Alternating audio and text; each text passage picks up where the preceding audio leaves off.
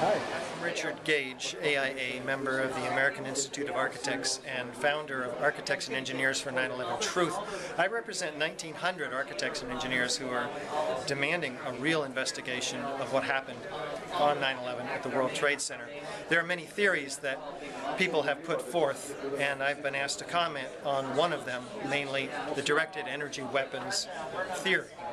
And this is a theory that relies mostly on a denial of our most basic evidence on the part of Dr. Judy Wood, who denies that there's thermite or nanothermite at the World Trade Center towers when there's plenty of evidence, which of course is documented very carefully in our latest DVD, 9/11 Explosive Evidence, Experts Speak Out. She denies that there's evidence of explosions going off, and there's hundreds of witnesses, many of which are in the same DVD. She denies that there's extremely hot temperatures and molten metal, which turns out to be molten iron, which is very well documented as well.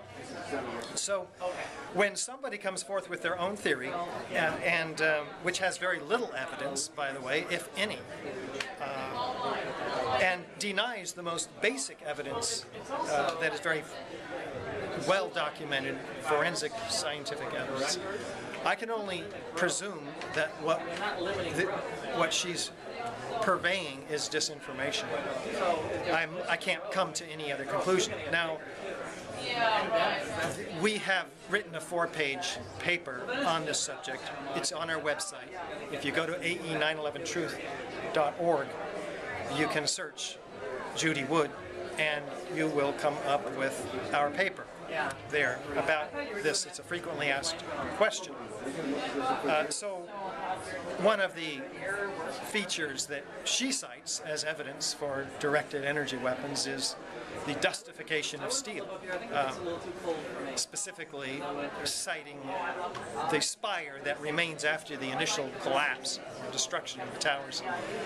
Core columns still standing, and then they receive a shake from below, and the dust is knocked off of the steel, and then you can clearly see it descending. She calls that the dustification of steel. She also cites that most of the steel is missing. A good percentage of it is missing. It's not missing. It's ejected laterally with explosive force, clocked by physicists at 60 miles an hour laterally. These perimeter steel, structural steel sections, landing 600 feet away. So that this steel is not in its footprint. We agree about that. It is distributed in a 1,200 to 1,400 foot diameter about each of the twin towers. So that's where all of the quote missing steel is. In addition, she cites a large mushroom cloud, as she describes it, above one of the towers. Well, there's a lot of thermite heat released. 4,500 degree molten iron is the byproduct of thermite. Molten iron droplets are found throughout the World Trade Center dust, found by official sources, the USGS, in small microspheres of molten iron, which has this chemical signature of thermite. So this is found, and it is very well documented, and several tons of thermite and or nanothermite, for which there's evidence found throughout the World Trade Center dust in all the 4 samples collected by the international team of scientists led by Niels Harrit in Copenhagen. There's evidence of nanothermite, there's evidence of thermite.